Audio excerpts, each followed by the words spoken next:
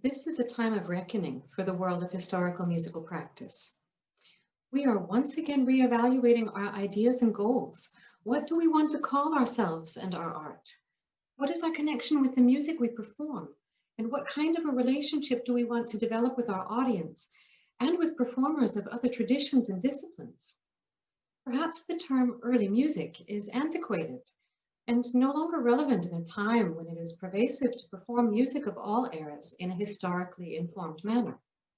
Besides, what counts as early nowadays? And what counts as informed? In short, I would suggest that we reconsider our focus, which has been heavily on repertoire, and instead reframe it as a general approach to music, to any music.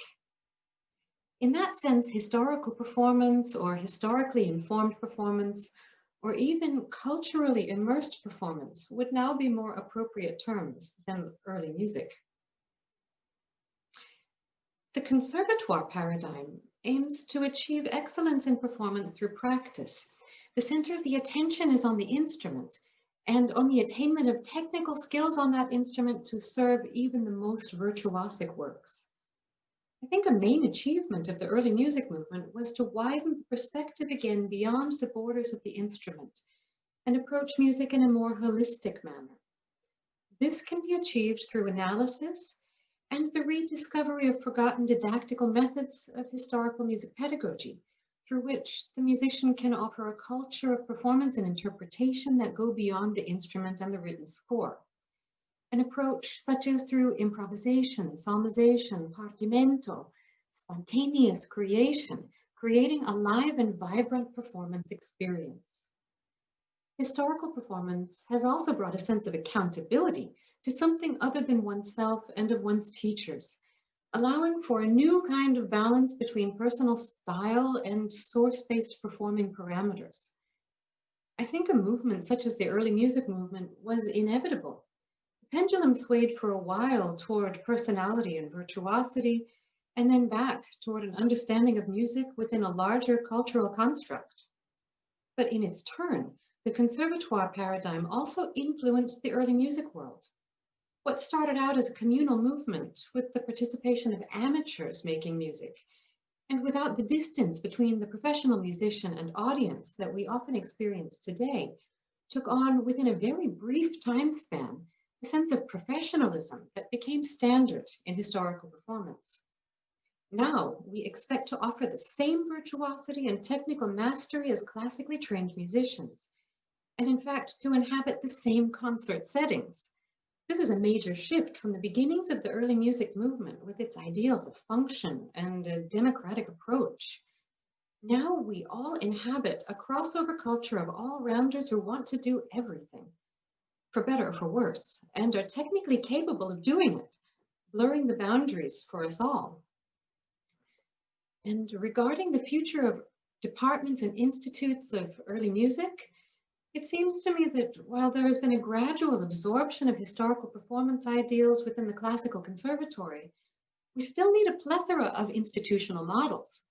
This is no longer just a field for specialists. Everyone these days needs an awareness of historical practice. It is important to have integration within larger institutional structures, but just as necessary to have the possibilities of immersion in the culture that a standalone house offers. It's like learning a foreign language in its natural setting through immersion in the environment where it is spoken, and thus being able to converse in it fluently, spontaneously, and multidimensionally.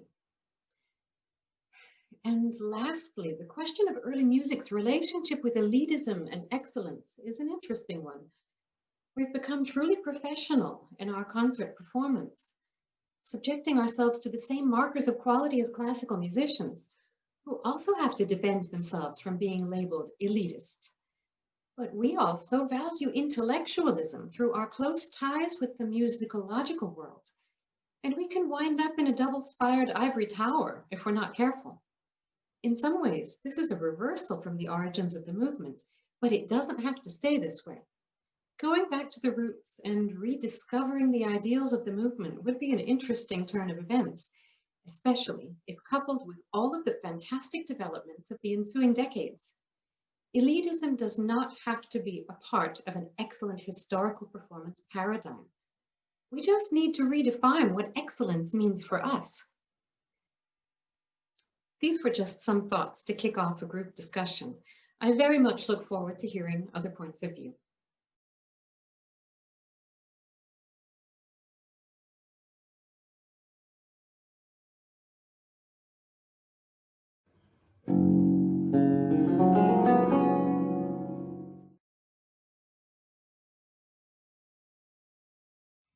Good morning. I'm Vittorio Ghielmi, viola da gamba teacher and head of the Institut Alte Musik, the Institute for Early Music in the Mozarteum University in Salzburg. I'm very grateful for this invitation because, by the way, we are just in this period making a transformation in our institute, and will become department, so a bigger structure. And so we are also actually discussing between the faculty a lot of the themes that I was asked to answer here. I really think it's a time for a reflection on ancient music, because the so-called movement of ancient music started with a lot of enthusiasm many years ago, but possibly we never had a serious epistemologic reflection on what we are doing and what is the meaning of research and art and the relationship between modernity and ancient texts. By the way, I think this should be a part of the curriculum of the student, and I will tell you later maybe some ideas about it. I find the label early music not so bad, but maybe a little bit limited, because it's tied with the repertoire, and actually the concept should be much wider. Other label, like for example historical informed performance, I don't like, sincerely. I find pretentious, because it's supposed like to give a kind of certificate of guarantee, and is nearly offensive for the other kind of musician, which should be less important because not historically informed. So I think really this is not a very nice label and shouldn't be used.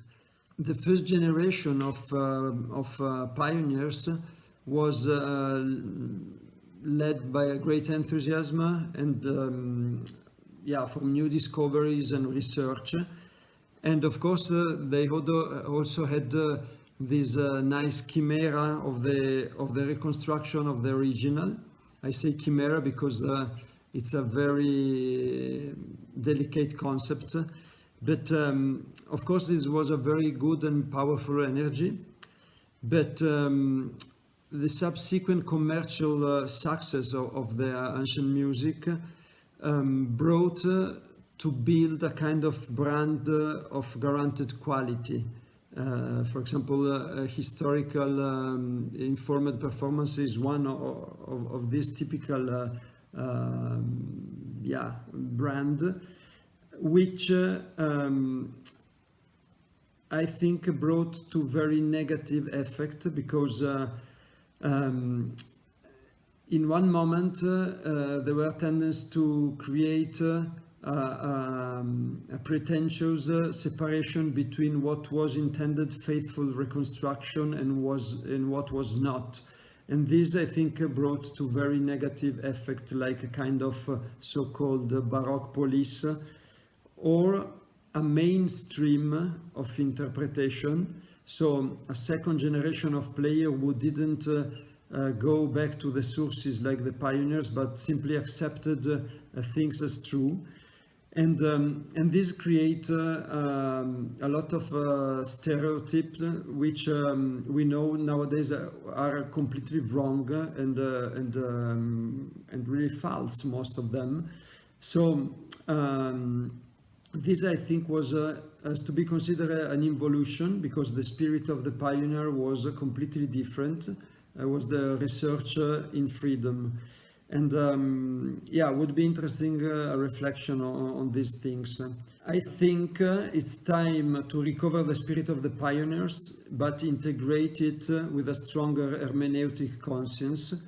And this is really for me, as a head of an institute, a very important topic. I think should be part of the teaching, the explanation of the complexity of the process of interpretation, which is a tension between past and present, but this tension is a constant state of being. So there is many elements in this process, and many point of view, and the philology of the text is just one of them. So it has not to get more importance than other point of view, which are in this process. I think also that would be important to keep a permanent reflection on the nature of sound, because the music was always considered a kind of sacred art in ancient times, because it's the only art where the material itself, which is the sound, contains somehow the explanation and the measure with the numbers of the art that is built with this material. And for that reason, antiquity was considered so sacred. And I think that this is not enough kept as a central point in the actual teaching. I think it's very difficult to say if it's better to keep the department separated, modern, so to say, early music. At the moment, it depends from the structure of each school. But I really hope that in future we would not need to have a separate department for ancient music, because in my way of seeing, we wouldn't need it. The spirit of research and the right and correct reflection of interpretation should be everywhere and in each class of the conservatory. And then yeah, for the next generation that we are forming now, I think the most important thing is a critic's spirit. So really, this is not just for music, but also for the world where we live. But it's very important to develop in school and develop creativity, like in Italian Renaissance, that was inspired there too by ancient art, the classic art. But then with this inspiration, they created incredible new masterpieces of art. And then, of course, also I think another point that has been a bit missed in the movement of ancient music is a serious reflection on the spiritual heritage, so on the European roots that are expressed with this music. I thank you. The time was very short. I hope we will have time to develop all this in the meeting. Bye-bye.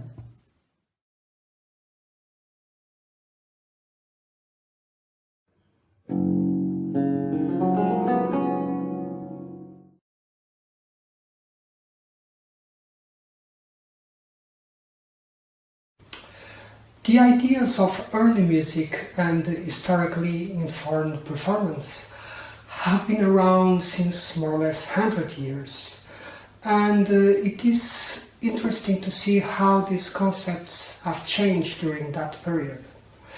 For instance, I don't think many would agree today that the goal of historically informed performance is to replicate the first execution of a piece, as it was proposed by Robert Tollington. So, what makes early music be early music today? The tradition that comes from the formal teaching context in conservatories puts works, compositions, and authors, composers, in the center of the attention. Therefore, it seems only natural that the definition of early music would be associated to periods, repertories, and composers. If around 1970 the concept of early music was a niche reserved for the performance of compositions written, let's say, more or less before Bach. In the following decades, that line has been moved to later repertories. Bruce Hines proposed in his book The End of Early Music an interesting divisory line between rhetorical and romantic revolutionary music. But today we can find historically informed approaches to 19th century or even early 20th century composers such as Wagner or Debussy. A rather specific definition of historically informed performance could be playing in original instruments or copies, using historically documented techniques and performative practices. The expression in period instruments was actually almost mandatory in every hip recording in the many labels devoted to this niche that appeared in the 17th and 18th and 19th. I think most of the training provided by early music departments in music schools would be aligned with this definition, but I'm not so sure if upon a closer look we would see this simple idea to be developed coherently. I can give you an example from my instrument, where there is a performative tradition that can be traced to the 80s, and I mean 1980 and not 1580 or 1680, to play 17th century instrumental repertory in something called a Ganassi recorder, which is a modern design vaguely based on instruments and descriptions from the early 16th century.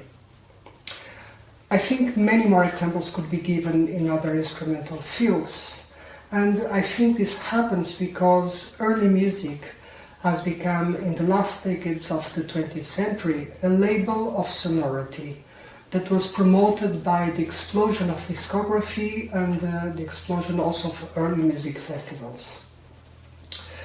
We witnessed then the birth of iconic ensembles such as Les Arts Florissants, Esperion 20, Musica Antica Col, Giannino Armonico. I could name, of course, many others.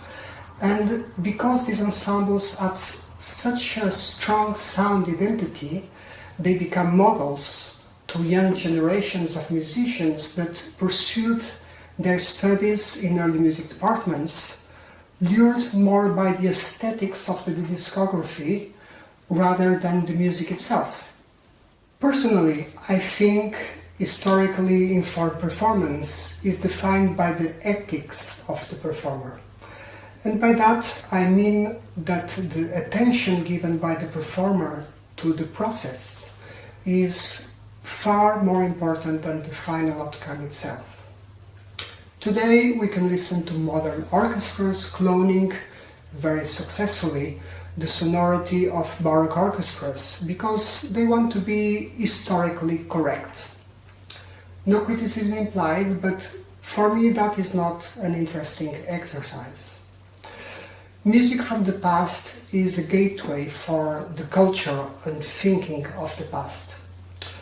Understanding those cultures and thought processes teaches us many things about who we are today, where we come from, and what has been lost in the way. In my perspective, we can do this via immersion, and there are two essential tools for that: philology and hermeneutics. Historical sources, and I don't mean only treatises or literary documents, are by far the best guide to savor a culture from the past. But I don't think it is enough to read and understand the concepts in them. We have also to integrate them in our sensorial experience, to allow ourselves to be fluent in them, in a, let's say, Dionysian manner and not only Apollonian. If we do so, the music outcome will become the byproduct and not the goal of the musical performative experience. One of the exciting novelties of the current century in what concerns early music is the attention given to how music was learned and taught in the past. Some very interesting studies, both from the musicological and performative spheres, have been made, and they start to modulate our perception of the music from certain periods and styles.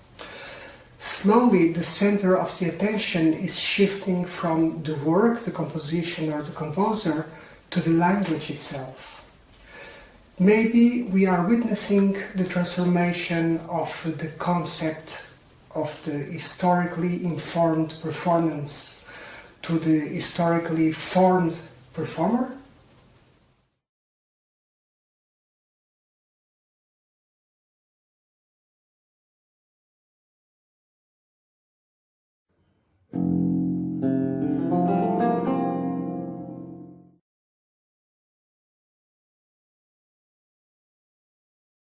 My name is Octavie, and I'm from Montreal in Canada, and currently based in Amsterdam. I studied the modern cello and the Baroque cello in Montreal, and I came to Amsterdam to study early music.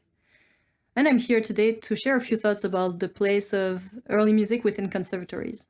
When it comes to the impact that early music departments have within conservatories, I personally experienced two different scenarios. When I was in Montreal, I studied in the conservatory. I was studying modern cello there, and there was no department for early music. There was a Baroque chamber music class, and I took that class for a few years in a row, and it was really great. But there was not a separate department, and it was quite a challenge for me to integrate some of the information I would get in the Baroque class and see how I can apply it to the rest of my performances. When I came to the conservatory in Amsterdam, I had quite a different experience because there is an early music department and it has quite a lot of influence within the school. The students are often encouraged by their teachers or by the school in general to take introductory classes about Baroque music, and there is generally more respect and curiosity towards historical performance practice. There are a lot of positive aspects of having an early music department in a school, because it makes it more attractive for modern students to want to explore some of the historical approaches. It creates a more enriching community within the school. And nowadays, you can't really ignore the fact that the early music movement had a huge impact on the musical world. And I think that a lot of young students are therefore quite interested and curious and want to just expand their knowledge about any music they're performing. Should there be a new or different definition of early music or HIP? I do think that the term early music is not anymore perfectly suited to what is done in the HIP world, because now we explore repertoires ranging from medieval to romantic. So the repertoire itself is not a defining factor. And the instruments are also not anymore the sole differentiation, because when we approach romantic music, we basically play on similar instruments from the ones used by modern players. And for example, some modern players that I know were trained from the beginning using gut strings on their string instruments. So that cannot be one of the differences. So if we try to put a finger on what those differences are, it becomes about a certain approach, a philosophy of performance, what kinds of expressive tools we use, the importance of historical evidence on forming an interpretation. I think that we shouldn't try to define HIP in opposition to something else. We shouldn't try to find in which ways is it different from the modern department. One of the reasons for that is that I've met quite a lot of young players who identify both as modern and HIP. Even if we look at which sources were used in order to form an interpretation, the situation is complex. For example, it's possible for an early musician to be influenced by recordings they've heard by other hit players. There is a new oral tradition of what Baroque music should sound like, or medieval music, or whatnot. On the other hand, when we address romantic repertoire, there are written sources and there are historical recordings that one can listen to in order to know more about the performing style of that era. Those recordings are available easily on YouTube and everybody can listen to them, and they're increasingly popular among hip and modern players alike. It would be interesting to know how having heard a composer play their own music influences a modern player when they perform that repertoire. Should the departments be kept separate or should they not? I'm curious to hear what you think about this, but on my part, I find this a very complex question, and I can maybe offer some thoughts based on my own experience.